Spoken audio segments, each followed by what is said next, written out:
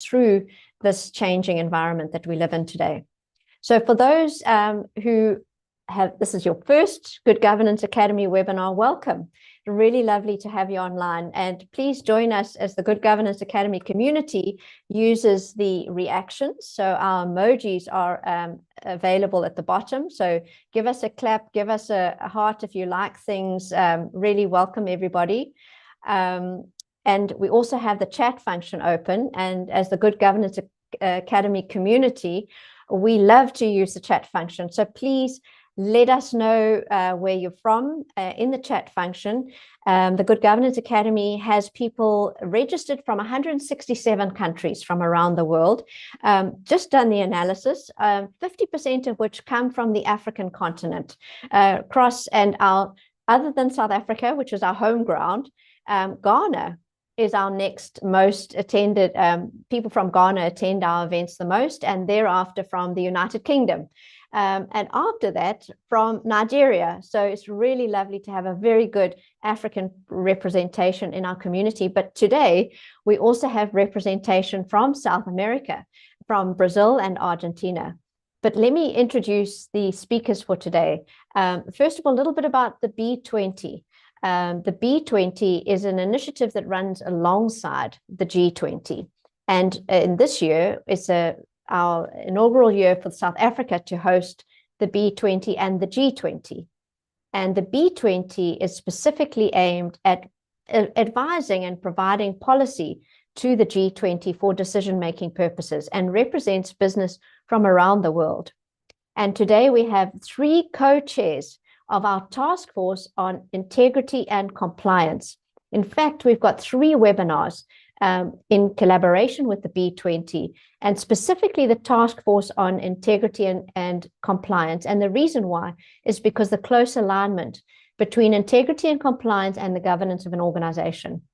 And so our 3 speakers today are really providing us with a very much an aligned thought leadership for us at the Good Governance Academy. So first of all, let me introduce Maria. Her profile is on the website, and we will be sharing it in the chat function. But Maria is going to bring to us today some thought leadership around technology, and compliance innovation. We also have Uche from our continent, who's going to talk to us about really internal controls and capital markets compliance. And Reynaldo from Brazil, that's right, yes, going to talk to us in this, thank you, specifically around strategic compliance, regulatory affairs, and our hot topic, governance. So without any further ado, please, I'd like to welcome our 3 speakers and then first of all, start the conversation around the role of technology in fighting corruption. Everybody knows that AI is a big discussion item. It used to be cybersecurity. Certainly AI has taken the forefront. But let's talk specifically around the use of technology in fighting corruption. And I'm going to turn to Maria, ladies first. Digital technologies really do present us with a lot of new opportunities in our fight against corruption. Maria, can you maybe share with us how your company, or some use cases of how companies can leverage digital tools and technologies to prevent corruption and, probably more importantly, promote integrity? Thank you, Caroline, for your question. Good morning from Buenos Aires, everyone. Good afternoon if it's South Africa or elsewhere. Thank you so much to the Good Governance Academy and B20 for hosting this webinar, which is, I believe it's super, super important to bring these issues to the table. Going strictly to the question, Caroline, first of all, I would like to make a remark about technologies and digital tools, because years ago, and not many years ago, we thought about digital tools and it was something, I would say, external, or it was like an outsider. You would think of an idea, you would think of a project, and maybe you would apply some technology or some digitalization to that, whereas nowadays it is something that comes inside out. You would not think of a project or an initiative or something that you would have to implement at a company and not think about some sort of technology, of digital tool, of AI applied to that project in order to make it either more efficient and more accurate. So that's a first big change in the context that I would like to pinpoint. Second of all, of course, and this is something that we've all heard plenty of times. There are a number of advantages of using technological tools and digitalization, such as, in terms of compliance, the possibilities to identify by behavioral patterns like by repetition, by severity, by risk exposure, improvements in efficiency and accuracy in the implementation of compliance programs, management tools, analysis and processes of information in investigations or for investigations, fraud and anti-corruption detection patterns. Of course, the use of these tools, of course, helps the reduction in human error, and there's a huge improvement in traceability and record keeping, right? However, there are also some risks or some threats, I would say, like the risk of disinformation, increased polarization and biases, implications in the labor market. The World Economic Forum has set up some papers saying how AI and digitalization will have an effect on labor markets, mental health issues that derive from those replacements or changes in labor markets by digital tools, discrimination and harassment issues, lack of knowledge of those people using AI tools. But what I mean with all of this is companies now are not just being held accountable for what they do, but also for how they do things. And this is, I think, one of the things of the questions that you wanted to underline, and it's the ethical use of AI tools and digital tools, right? This is not something that one has to pick up or a company has to apply just because everyone is doing it, because each organization is exposed to different risks, has diverse scopes, a different business, a different market segment, different operations, and the consequence of misuse of these tools can be completely different depending on the company, same as the advantages of the uses of these tools. So the use of these tools, which is great, should be used in a very specific and tailor-made way in companies, right?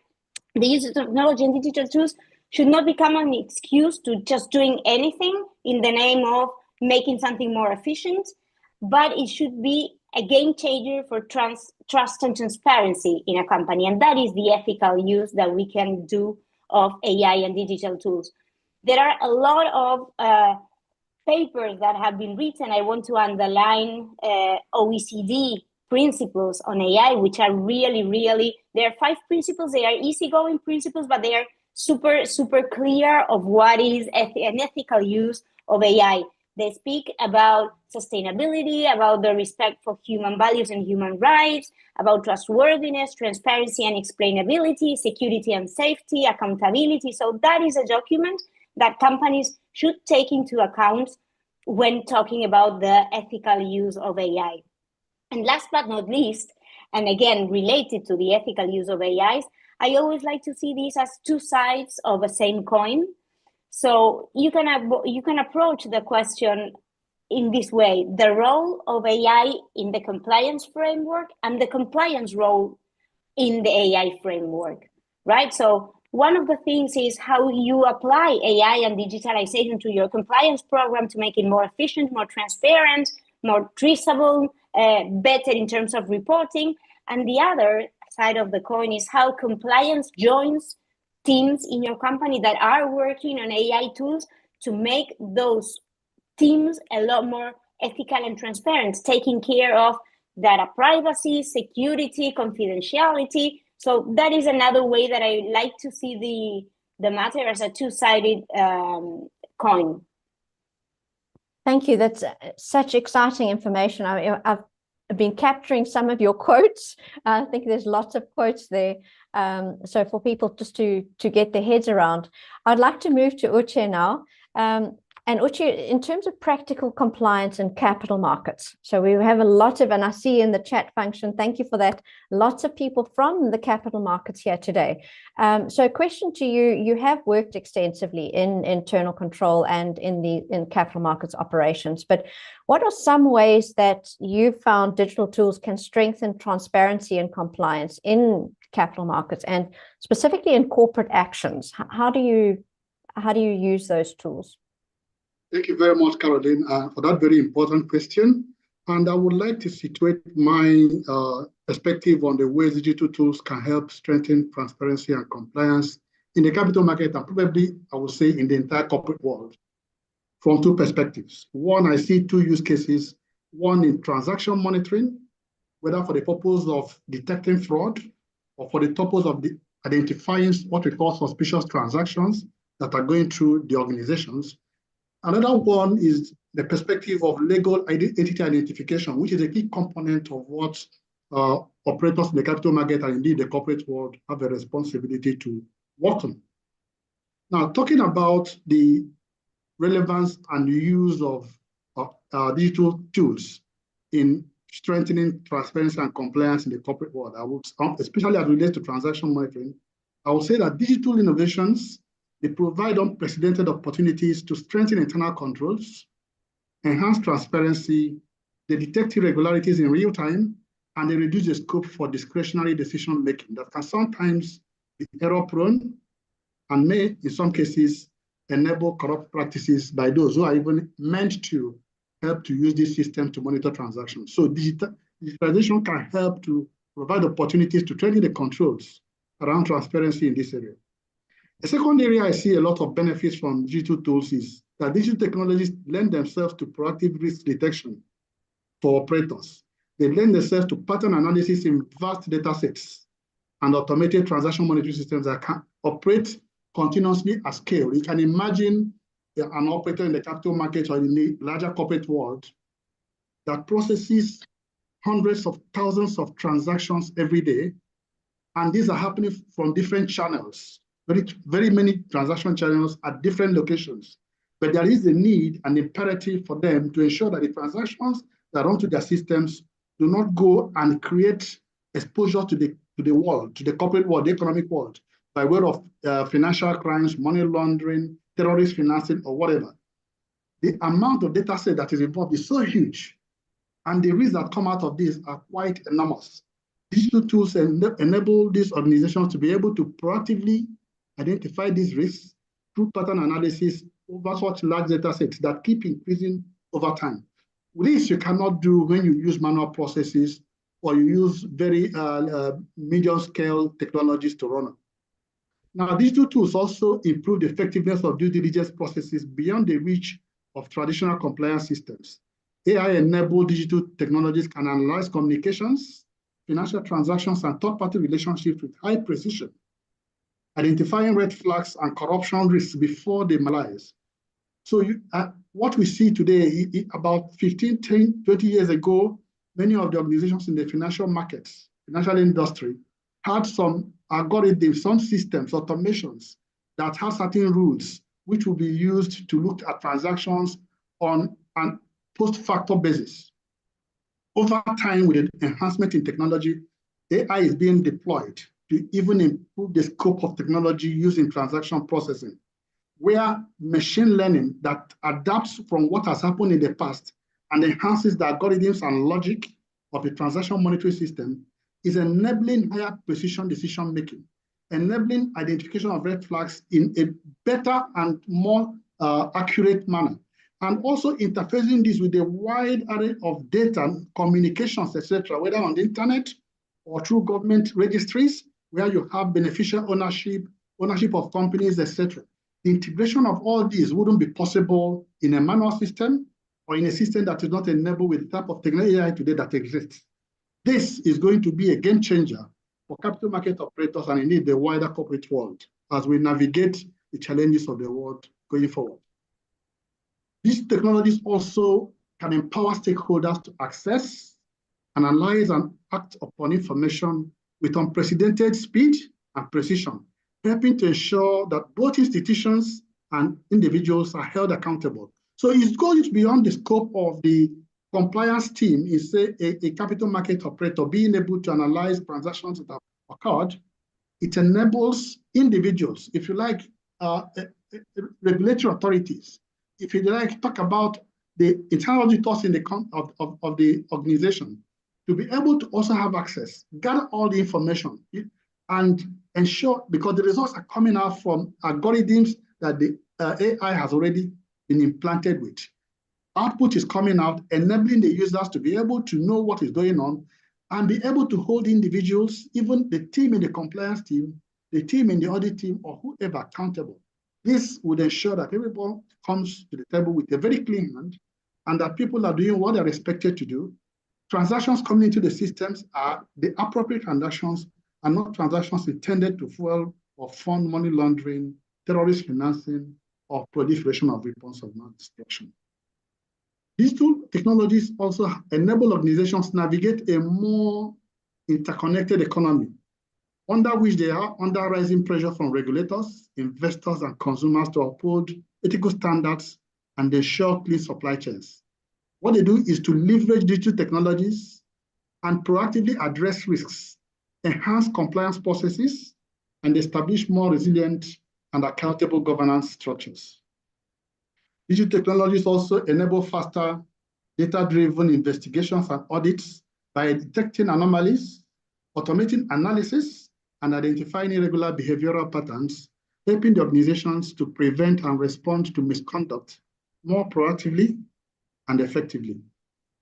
So that's a lot that happens in the realm of transaction monitoring system using digital technologies. But as I said, there's another perspective also to what digital technologies and tools are beginning to enable the capital market operators. And this is in the area of legal entity identifications. So we have the implementation of legal entity identifiers that enable precise identification of legal entities participating in financial and commercial activities. The global legal entity identification was called for and driven by the G20 and the Financial Stability Board after the 2008 stock market crash. The legal entity identifiers, or LEIs, are issued by local operating units and are created by the Global Legal Entity Identifier Foundation, GLEIF. Legal entity identifiers enable unique characteristics. In other words, no organization can be assigned more than one entity. If an organization that has been assigned this LEI code, a 20-character number, were to cease to be in existence, that code or number will not be assigned to another entity just because of the lack of existence of the initial entity to which it was assigned. It's also exclusive to the extent that an entity cannot obtain another one. So there won't be a situation where an entity has obtained one legal entity number and move on to another one. They could port from one operator to the other, but under no circumstance would an entity have two numbers. This ensures an entity remains what it is and can be identified and followed through their life cycle and even thereafter. And therefore, they realize that whatever actions they take in terms of good governance, good practices, will be attributed to them and only them. LEIs contribute positively to financial crime measures, and because they enhance transparency, they facilitate risk assessments, and help in screening capabilities for the capital market operators. They help in identifying beneficial ownerships, especially when you integrate this with government agency registration of corporate entities and bring this into your verifications of transactions over time. You know when a beneficial ownership is involved in any transaction from wherever source is happening from and every time. Legal entity identifiers also help to enforce sanctions where entities begin to move, try to change the names, etc. The code remains what it is for as long as they exist or even they cease to exist. So there is a lot to gain from digital technology in terms of improving transaction monitoring, in terms of improving transparency and strengthening compliance.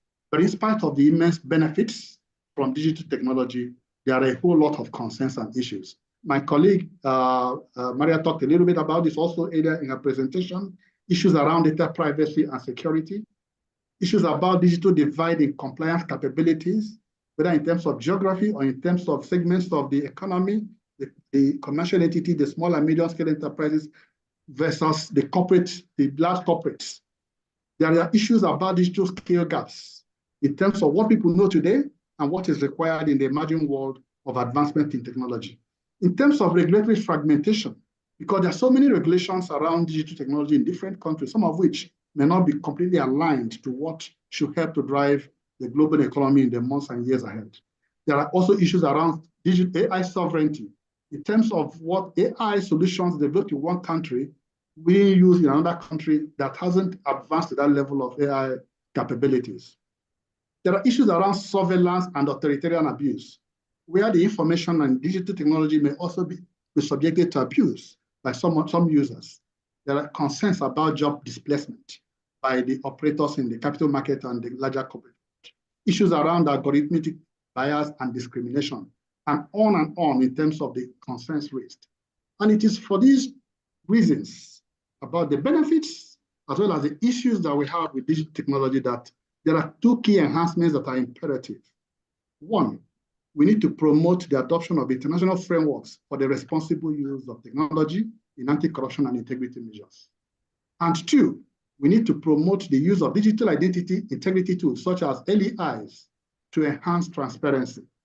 So, Caroline, I think this would be my perspective in terms of how digital tools are helping to enhance transparency, but also with the concerns and issues around digital tools and how we need to deal with them.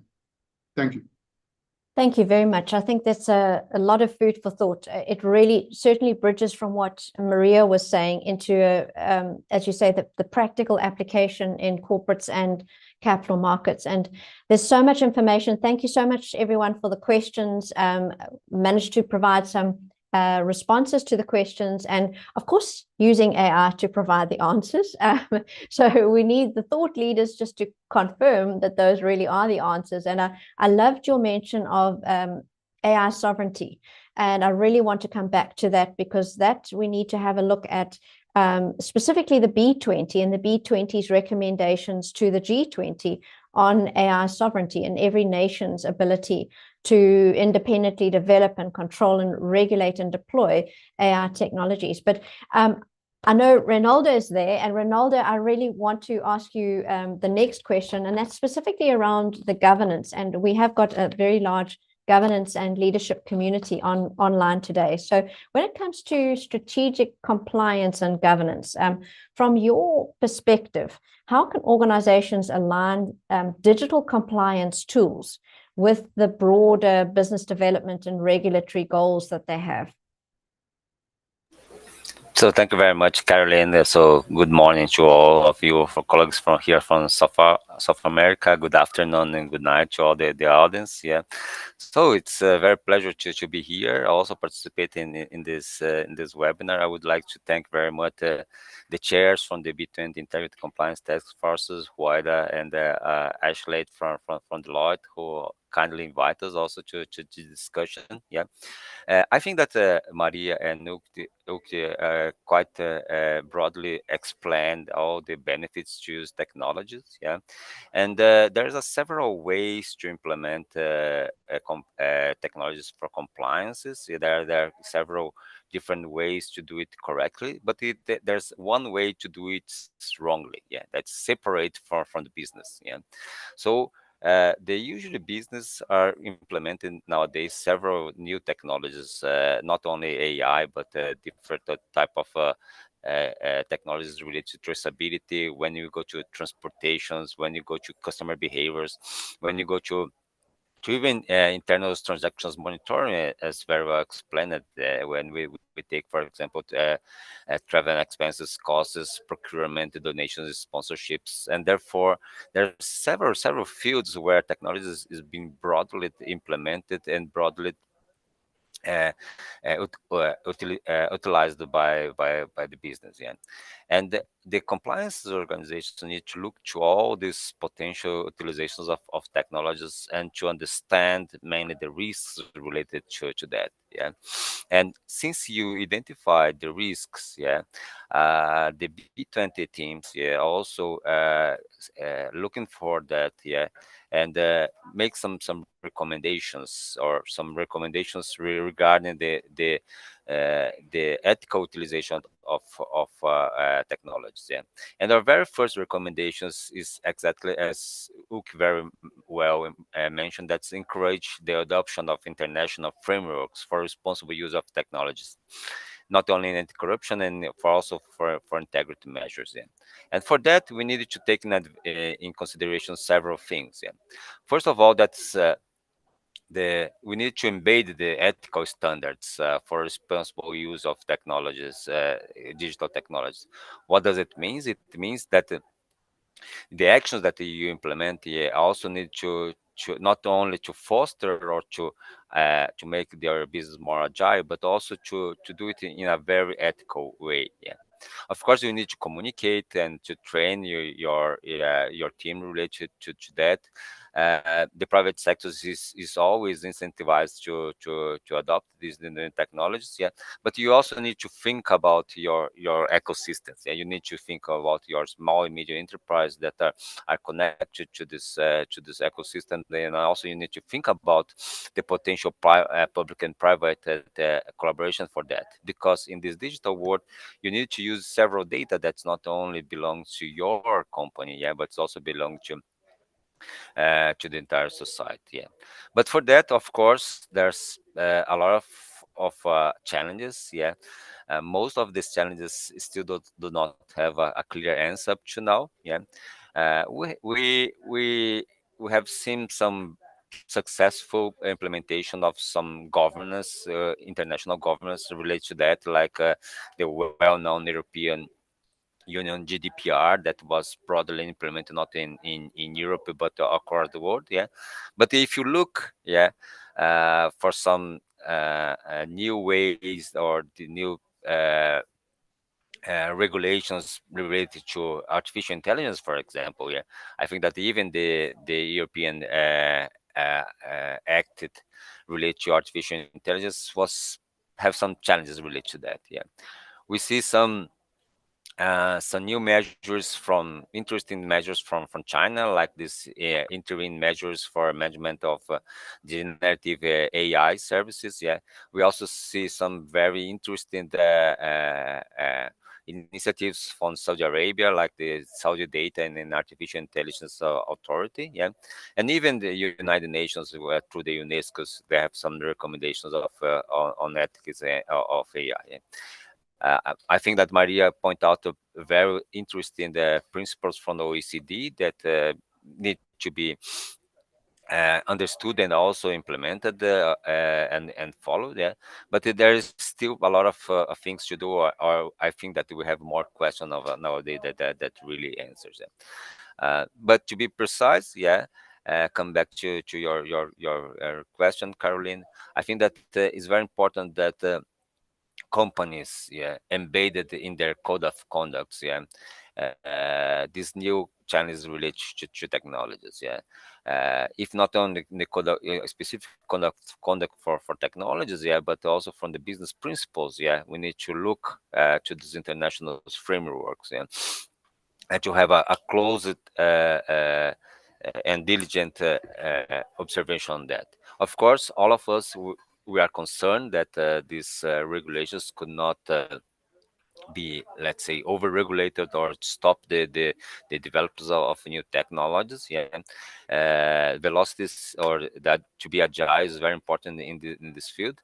But as I mentioned, yeah, the correct way is that the governance systems work hand on hand with the new technologies implemented by the business. Yeah.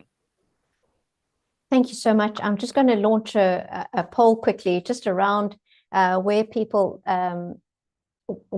see themselves and their organizations in terms of managing the ethics of AI. I think it's a topic that's coming through quite a lot. So I'm just going to launch that poll, and if people can fill in where they think they are and the level of, and there's choice 6 if you don't want any of the others. So I think we've got a very good grounding, and I'm just going to go off script a little bit to say, just from a personal perspective, and also in terms of input into the policy setting that the B20 is putting together for the G20. And I know that's still a work in progress. I think the G20 meets in September later on this year. But if I can just ask all of you, maybe starting with you, Maria, what do you think the G20 should be thinking about in terms of specifically what you've been raising? No, I think, Caroline, that it's a little bit of what we have been saying. I think Reynaldo just pinpointed something that is key, I believe, for the development of AI and the ethical use of AI, which is private and public sector working together. That is key. It's just how Reynaldo closed his question.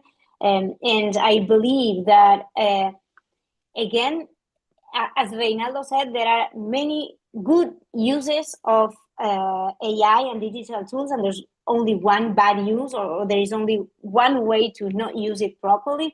I believe that G20 has to set up, or it would be good if they set it up a sort of general framework, or a general framework for G20 members to implement safe and ethical internal frameworks, meaning regulation about AI. There's a paper about OECD, which is very, very interesting, which is on the principles, but an updated version of the principles, where OECD goes through a number of examples of different countries that have implemented some sort of regulation, and they do all the analysis. I think that's key. The fact that we share that information so as to be able to see what is doing our partner, the country next door or the country on the other continent, that's also key in order to build a strong ethical framework. And you know what, and this is something that we have spoken at the task force, G20 members, there are differences between G20 members in terms of regulation, in terms of frameworks, financial frameworks, ethical compliance or integrity frameworks, anti-corruption, money laundering. So G20 should promote some sort of minimal standards so that we can all speak the same language and start from the same baseline, and from there start building strong systems. And moving to Reynaldo, then, when you're talking about the corporate side of things, taking those recommendations and applying them to a corporate sector, what does that mean for the organizations in the countries that are adopting? Is that something that would promote the equitability, I guess, in terms of AI and access to AI for the organizations? Yeah, it's a big challenge, Caroline, considering that most of the regulators are taking care about the market concentrations, or really looking for antitrust perspective, saying that, there's a lot of market concentration in one specific field because of the data collection, or because of the data power. Yeah, I think that the corporates need to put the customer in the center of the discussion. Yeah, if you have a fair treatment about the customer, yeah, if you have a fair and transparent way that showing that you are using the data in a correct way, and you are charging a fee, or if you're not charging a fee, why you're not charging a fee, because we are taking advantage of that information.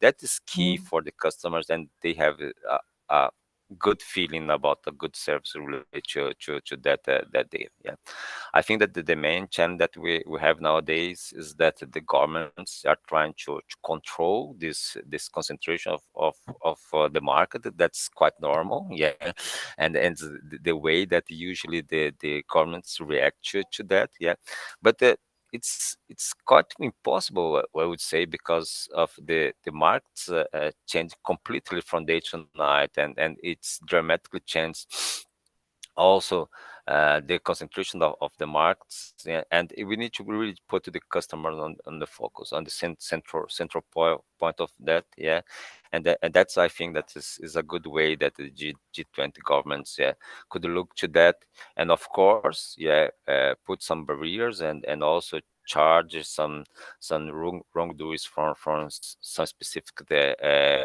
platforms that are not using the data correctly, or are not going to be transparent enough with the customer. Yeah, but I think that we need to move more from an antitrust perspective to a more customer-centric discussion about the utilization of technologies.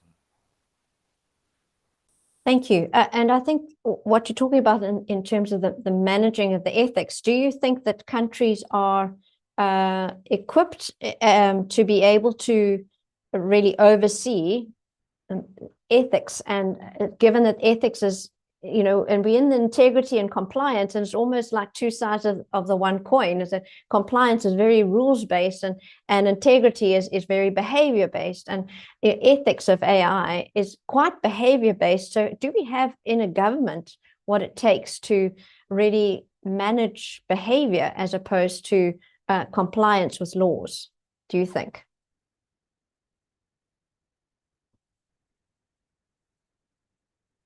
And I'm posing it to you, Reynaldo. Sorry. Yeah. Very interesting and very challenging questions. I may say instantly no, because as governments are very strict and very also rule-based, and usually the main challenges related to governments is that they are based on some very strict governance. Not governance, but based in some very defined framework. Yeah, of course. Yeah. I think that the where we really need to look to that is that the governments also need to invest to provide transparency and reliable data. Yeah. Is really key. Yeah, it's not very common that the government understand that they have a very powerful tool in their hands, that there's data from the entire populations or from the entire market. Yeah, and as well as they implemented a very transparent database from not only from their the population, but the economy and the society. Yeah, the better it's going to be for the technology companies from their countries. Yeah, to develop a new economy based on data. Yeah, that's really a challenge. That's not very well perceived because everyone would like to take the responsibility from this data, and of course that's a responsibility from the governments also to keep the privacy and also to keep the this information very well secured. Yeah, and then of course everyone is concerned about this leak of this information. Yeah. But at the same time, there's this trade-off that we are going to see in the near future, because the governments that don't move to these digital markets will really be will have a big disadvantage in the near future. Yeah. Thank you. Caroline, so yes, please, Maria. Yes. If I may add something to what Reynaldo said, if we remember, last year OECD launched the Integrity or Compliance or Anti-Corruption Outlook, and analyzing OECD member countries in terms of integrity, anti-corruption, and compliance frameworks and regulation, you could see in that outlook that you went from regulation implementation to monitoring, and it decreased in the number of countries that had that. So most of the countries had the regulation. A good number of countries had implemented some sort of anti-corruption system, but the monitoring thing was the weakest one, and was the work to be done was there. So I believe that in line what Reynaldo said, all the monitoring has to be or should be strengthened at this moment. And who better to talk about internal controls than Uche?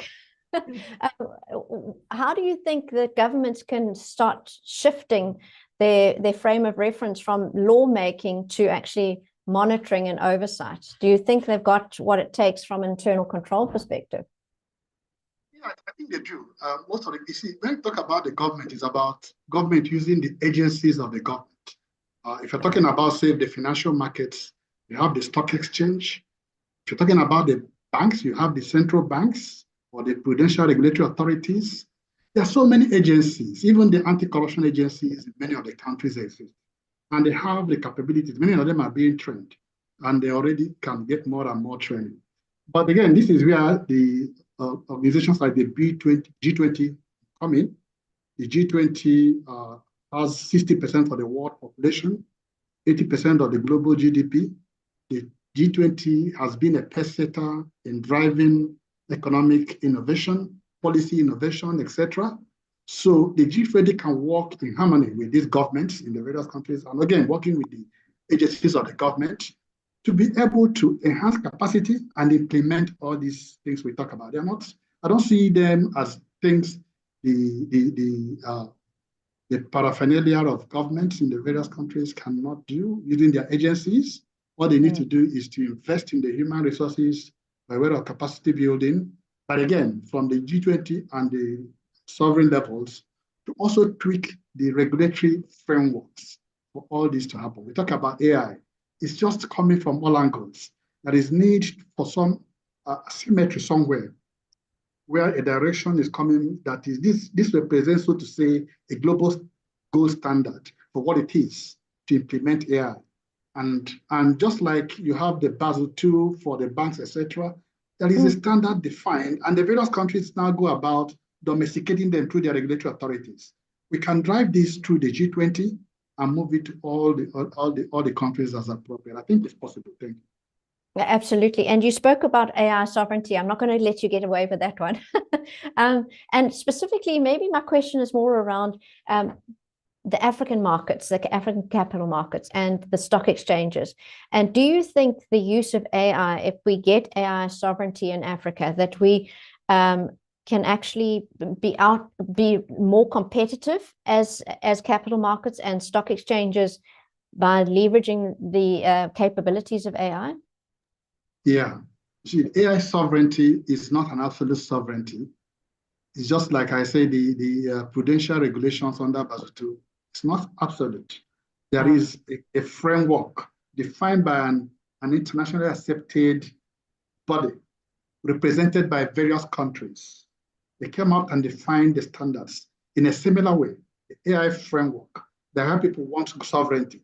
They need to have some guardrails, some principles defined as to what it takes for a responsible use of AI, what it takes in terms of data privacy, what it takes in terms of issues around intellectual property, what it takes in terms of storage, what it takes in terms of protection of rights of individuals to seek information as they need, and on and on and on. So that's definition of what we can call the gold standard, enabling countries to now go back and domesticate in the light of their peculiar circumstances, but of course defining beyond which point such domestication makes a nonsense of what is the guiding principle, because this is a global economy that is interrelated and interconnected, where there are weaknesses in one area because of the fact that somebody has so diluted the standards, and then it's certainly going to affect everybody in the value chain.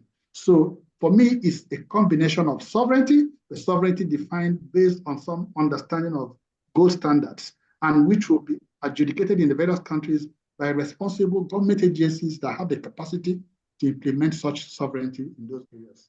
That would be my perspective. Thank you, Uche. Great insight, because what we really have is we have essentially the AI cowboys, the developers, the go-getters, the innovators, really, they're providing, the world as it's going to be, the future view. And then on the other side, you've got the countries that are trying to say, oh, what's in the interest, as you say, interest of the greater whole, what's in the interest of people, how do we protect people from this innovation? So we've got quite an argy-bargy that's heading its way. And here we actually realizing it, and we're feeling it in the business community. And that's why the B20 is actually the ideal vehicle to have this discussion and to guide policy when it comes to the G20, because you do represent, the AI cowboys, but you also represent that the frameworks and the consideration of the more regulation and control to protect the whole. So I think this is a really important conversation, and certainly something that goes into the policy setting. I'm going to go back to my script now. So Maria, specifically AI in compliance. So business community, what is the role of AI in your companies, or generally in companies' compliance frameworks? We heard a little bit in the capital markets, and I provided some feedback there.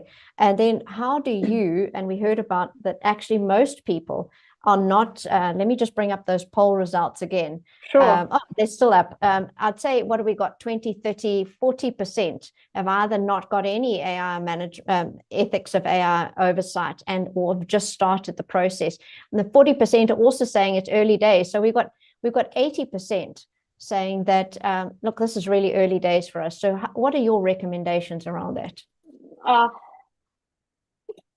Recommendations would be, first of all, consider your company. It's something that you have to do tailor-made. As I said in the beginning, each company is different. It's exposed to different risks. It's got a different size, a different economic impact. So that's one thing.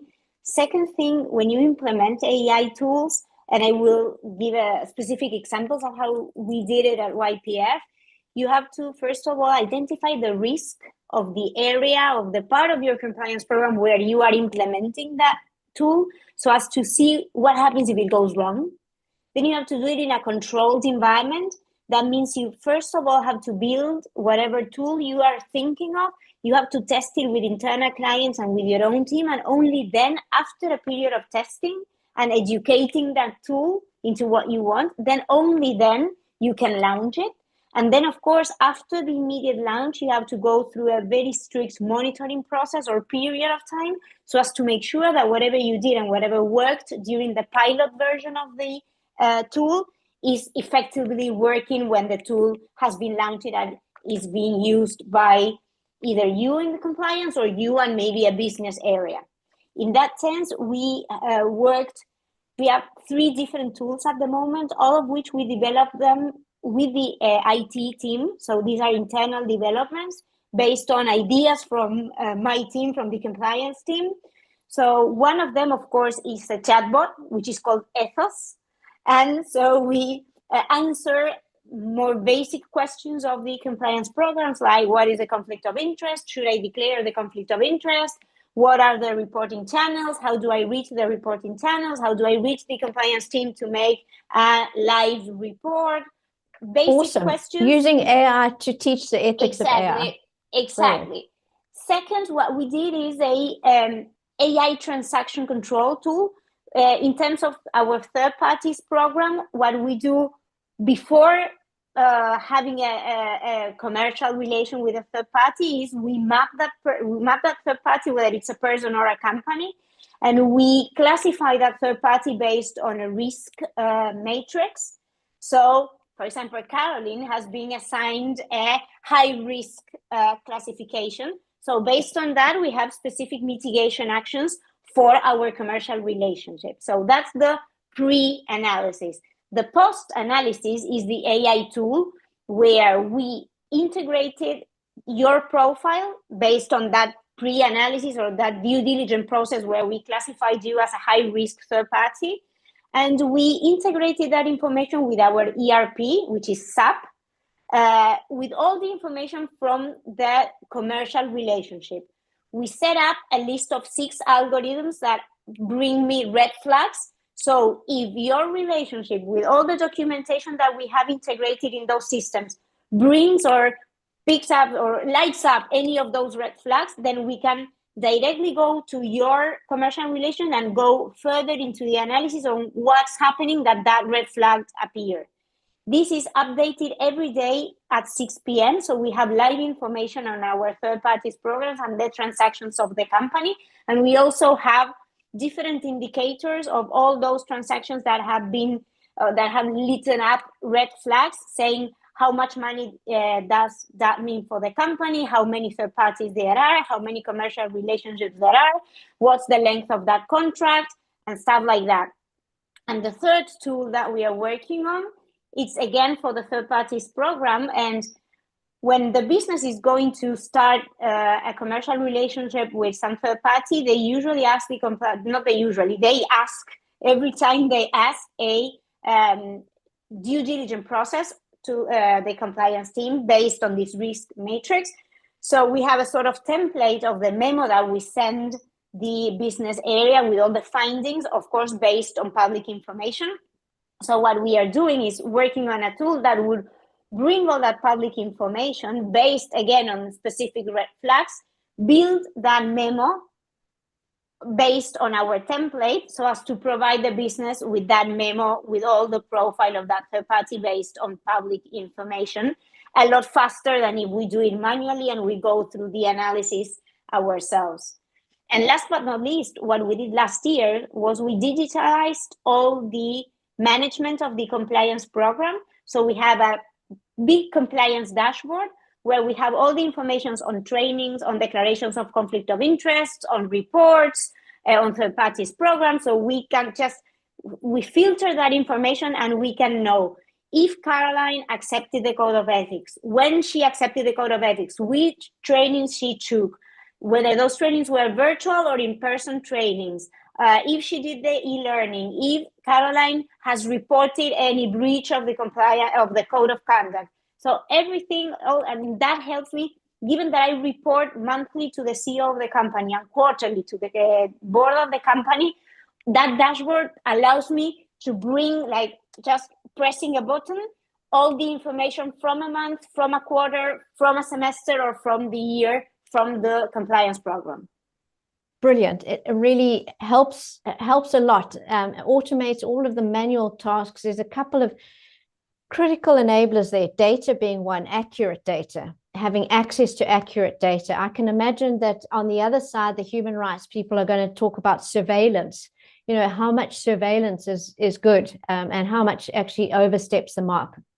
I remember the discussion around privacy and the right to actually die on data terms.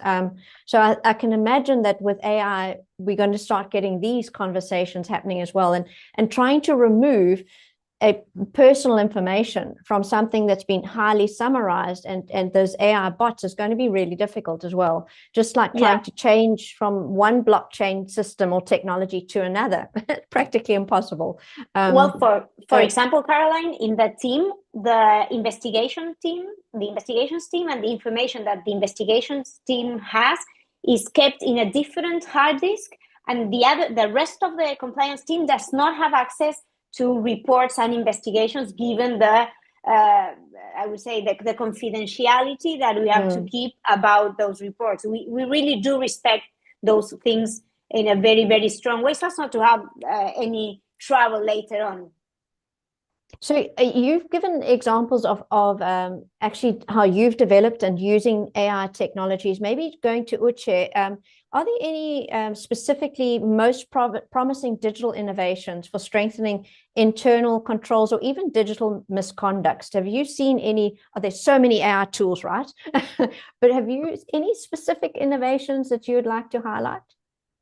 Yeah, thank you, Caroline, once again. I would say in the earlier part of my discussion with you, we talked about two innovations. We talked about transaction monitoring for detecting fraudulent or suspicious transactions. We talked about the legal entity identification. Those are important tools. But I would like to talk about here, because in the limited time, on a third tool I think is gaining prominence and which people are talking very significantly about.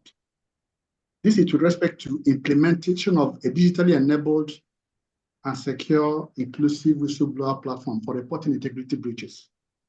That is an area reporting? That is coming. I'm talking about a digitally enabled, secure, and inclusive whistleblower platform whistleblowing for reporting integrity breaches.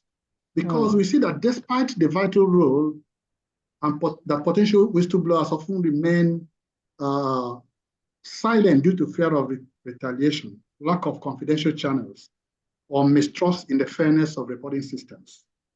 This is in spite of the vital role that whistleblowing plays, and people are aware of. So a secure digital whistleblower platform would offer anonymous, confidential, and user-friendly environments for reporting misconduct. And such a secure platform would create a culture of trust and would enable people to raise concerns confidentially with the belief that the organization is committed to ethical conduct and serious about addressing matters of ethical conduct.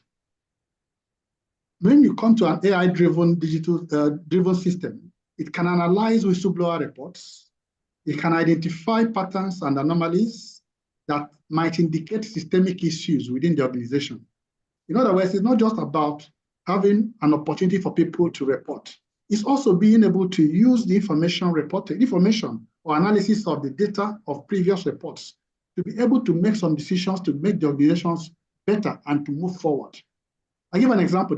Siemens implemented such a system on their whistleblower program, and they use it effectively. As a result, because they were addressing root causes coming out of the reports, they have seen 30% decrease in compliance violations. Because typical whistleblower programs that we know about today involve making calls to dedicated telephone numbers with recording facilities and ask people to say what they want to say there, or writing written complaints and sending them maybe without signatures or whatever.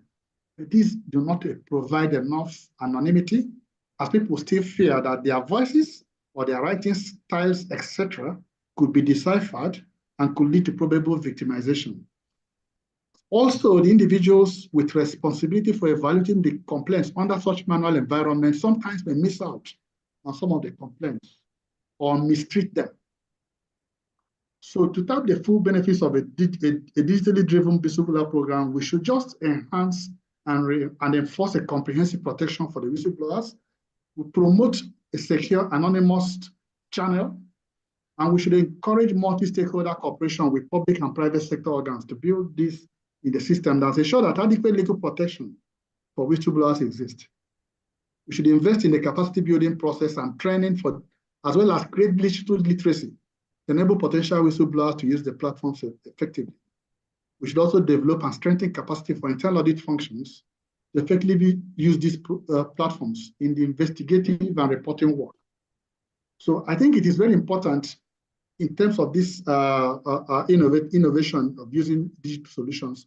It's very important that we seek ways to leverage the opportunities provided by advancement in digital technology by establishing secure and inclusive digitally driven whistleblowing platforms for suspecting or reporting suspected breaches. That, I think, is a sure way to ensure required protection for reporting persons is provided and is guaranteed.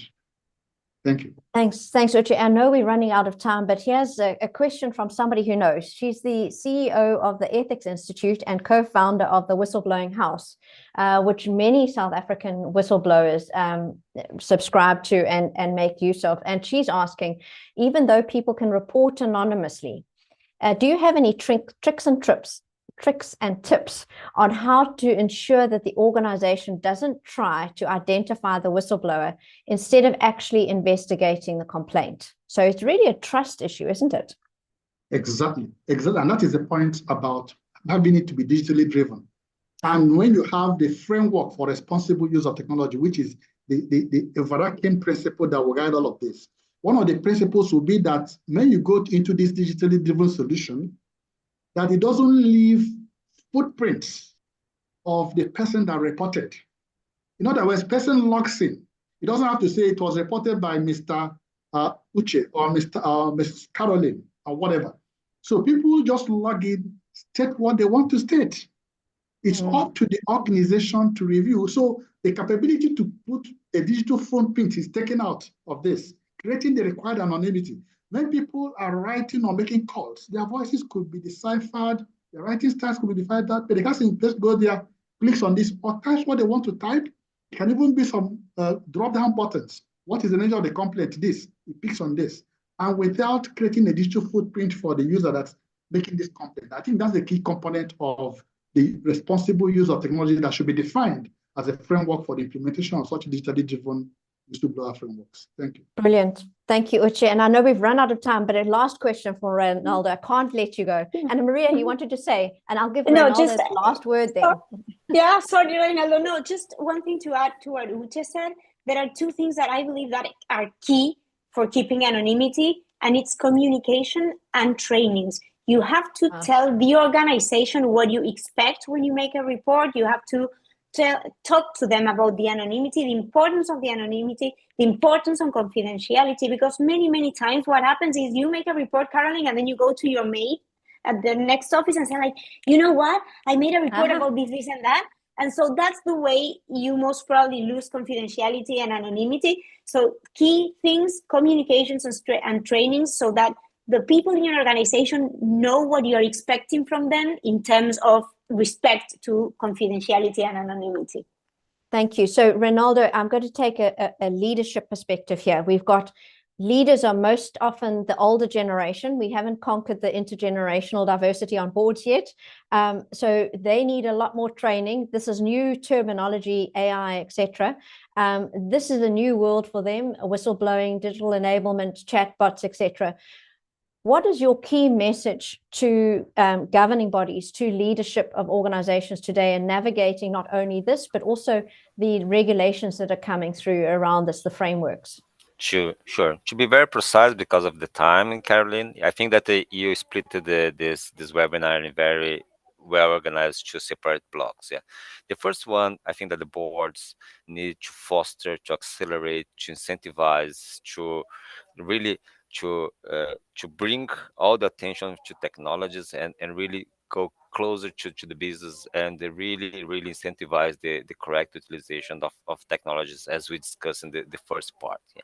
But in the second part, we clearly said that there are some specific fields, like when you go to protect your brand, when you have industry secrecy, or everything related to intellectual property, yeah, that you really need to take care and really to protect it in a very correct way, because technologies could also bring an additional threat on that. Yeah, and I like very much the points discussed by Uchi and Maria, because whistleblowers information is really key to be protected. Yeah, and that's very clear stated in our recommendation that we need to establish secure and inclusive digital driven whistleblower platforms. Yeah, for reporting the suspect integrity breach. It's very important to understand that the whistleblower is not a hero.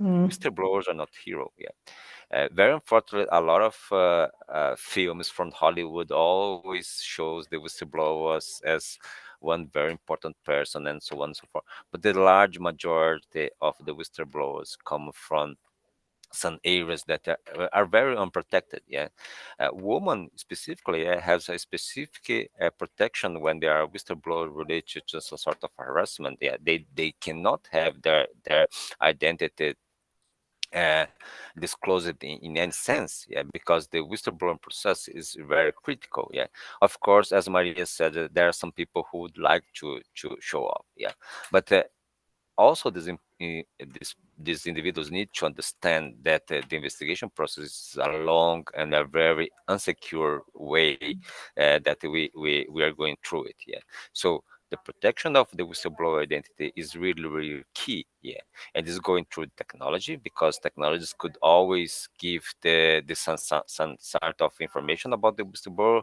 But as Maria quite clearly mentioned, it also goes through the process and also our behaviors. Yeah, and therefore, come to our questions, I think that the board and executives they need to balance these two words: foster, incentivize, and accelerate the adoption of technologies, but also take into consideration the lack protection of some specific data is extremely important for the organization.